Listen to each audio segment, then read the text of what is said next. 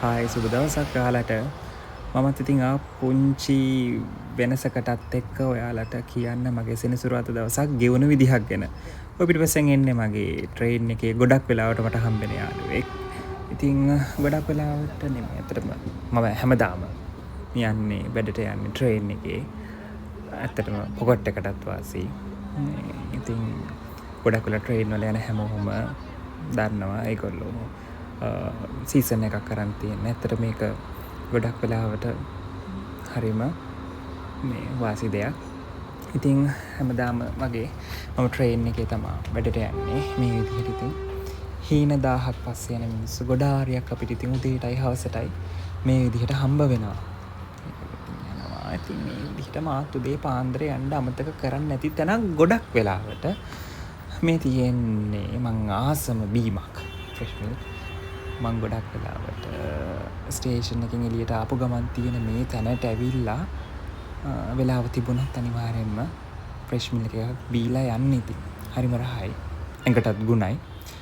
ඉතින් මම ස්ටේෂන් එකේ ඉඳලා මගේ ඔෆිස් එකට හැමදාම පයින් තමයි යන්නේ. ටිකක් දුර තියෙනවා.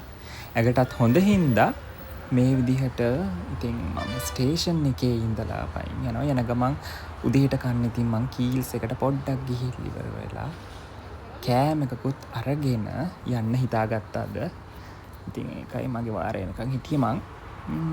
මේ විදිහට ඉතින් කීල්ස් එකෙන් එළියට ඇවිල්ලා මම ආපහු ඉතින් ඔෆිස් එකට යන ගමන් එදා ඇත්තටම හරි වෙනස් කාලගුණ තත්ත්වයක් තිබුණේ. ඇත්තම කිව්වොත් හුලං තිබුණා. මම හරි කැමතියි මේ විදිහට. ඔෆිස් එක ගාව තමා මේ ඉන්නේ. ඇත්තටම හරි ෂෝක් එදා. සෙනසුරාදා දවසේ කියන ගොඩක් වෙලාවට ඇත්තටම කිව්වොත් නිදහස් දවසක්.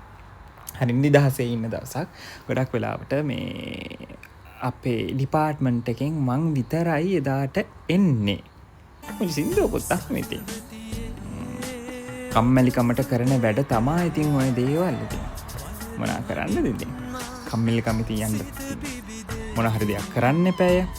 ඊට පස්සේ අද පොඩ්ඩක් ඉතින් මගේ අතිජාත මිත්‍රයාගේ වැඩකටත් එක්ක එළියට යන්න ඕන කමක් තිබුණා. ඉතින් එයත් එක්ක මේ විදිහට අපි යන්නවා. ඒ යන්න කලින් මගේ වැඩකට ගියා අපි පොඩ්ඩක් මේ අන්ඩර්ග්‍රවුන්ඩ් එකට ගිහිල්ලා එන්න. කවුරුත් මේ දන්නවා ගොඩක් වෙලාවට කොස්මැටික්ස් දේවල් ඔක්කොම තියෙන්නේ අන්ඩර්ග්‍රවුන්ඩ් එකේ අඩුවට ගන්න පුළුවන්. ඒත් එක්කම ඉතින් යාළුවට පොඩ්ඩක් උන හරි බොන්න ඕන කියලා හිතුණා. ඉතින් ෆලෝඩ් එකකුත් බීලා මේ යන්න අපි ඉතින් තීරණය කරා. ඇත්තටම රහයි ෆලෝඩ් එක හිතුවට වඩා. මේ විදිහට අපි දෙන්නත් එක්ක ඉතින් යන්න පිටත් වුණා. ඇත්තටම යන්න තැන හරියට දැනගෙන තිබුණ නැහැ. ඉතින් යාළුවා ලොකේෂන් දාගෙන ඉතින් අපි මේ ළඟ මේ ළඟ කියලා මාව ගොඩක් දුර එක්කන් ගියා. ඇත්තටම උලඟ ඒ දවස්වල පොඩ්ඩක් මං කිව්වේ එදා දවසේ දේශගුණේ පොඩ්ඩක් කාලගුණ තත්ත්වය වෙනස් කියලා. ඉතින් මේ විදිහට යනවා මම මොන ළඟද මේ ළඟ කියනවා එයා පේනවනේ. ওই විදිහට ඉතින් මේ මාට බොරු කිය මේ ගොඩක් දුර එක්කන් ගියා. මේ ඉතින් මම අහනවා. ඉතින් මම ඉතින් මේක වීඩියෝ කරගෙන ඉතින් යන ගමන් ඉතින් ඔයාලට මේක දෙන්න ඕනේ හින්දා ඕක තමයි මම ඔය වෙලාවේ කියන්නෙත් ඒකයි. මම මේක වෙන වොයිස් කරන හින්දා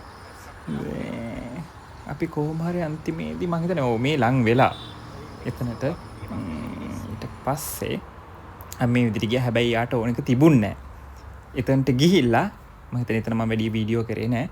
ඊට පස්සේ අපි දෙන්නත් එක්ක ආපහු ආවා.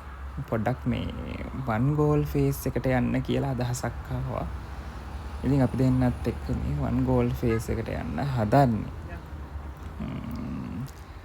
ඊට පස්සේ අපි මෙහෙම ඇතුළට ආවත් එක්ක මෙදා ගොඩක් සෙනග හිටියා. මෙතන ගේම් සෝන් එකක් තියෙනවා. මෙතන මම හිතන්නේ මොනවා හරි ගේම්ස් තිබුණා. කට්ටිය ප්ලේ කරනවා. මම දැක්කා. වැඩි එතන නම් හිටියේ නෑ. ඊට පස්සේ මේ මට ඇඳුමක් බලන්න යන්න ඕනේ හින්දා පොඩ්ඩක් ඉතින් මේ මූස් එක තමයි අපි හොයාගෙන ගියේ. මාත් මොනවද කියනවා කියලා මේ ඉවරයි මට මතක නෑ ඇත්තට මොනවද කිව්වේ කියලා. ඊට පස්සේ මොන්න ඉතින් මූස් එක තියෙනවා.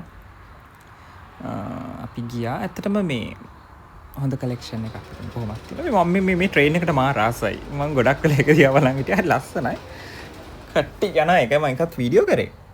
එතන මේ නෝලිමිට් එක ඇතුලේ මේ නෝලිමිට් එකේ අපි එතන බැලුවා. ඇත්තටම මට එතනින් ගන්න තිබුණේ නැහැ. මට හරියන එකක් තිබුණ නැති හින්දා. මේ මොසෙක තිමති මට උදව් කරනවා. ඉතින් මගේ යාළුවා. අපි ඉතින් ඒ වැඩ ටික ඔක්කොම කරගෙන අපි ඊට පස්සේ ආවා. එනකොට අපිට පොඩ්ඩක් ගෝල් ෆේස් එකටත් යන්න ඕනේ කියලා හිතුණා පොඩ්ඩක් නිදහසේ. කවුද මුහුද දිහා බලන් ඉන්න අකමැති නේ. මං වගේම ඔයාලත් කැමති ඇති. ඉතින් අපි දෙන්නත් එක්ක මේ අලුත් සෙල්ලමක් දාන්න තිබුණා මම දැක්කා ඉතින්. මොකද අපි ගෙවන හැම තප්පරේම අපේ ඊගාව මොහොතේ මොකක්ද වෙන්නේ කියලා අපි දන්නේ නැහැ. ඉතින් දන්නේ නැති හින්දා පුළුවන් හැම වෙලාවකම සතුටින් ඉන්න තමයි අපි try කරන්න ඕනේ. ඉතින් පොඩි කෑමකුත් ගන්න හිතුණා ඉතින් ඉන්න ගමන්. ඊට පස්සේ අපි මෙහෙම අරගෙන ඉස්සරහින් මේ බිම වාඩි වෙලා හරිම ෂෝ. ඇත්තටම කෑම හොඳයි අවුලක් නැහැ ඉතින්.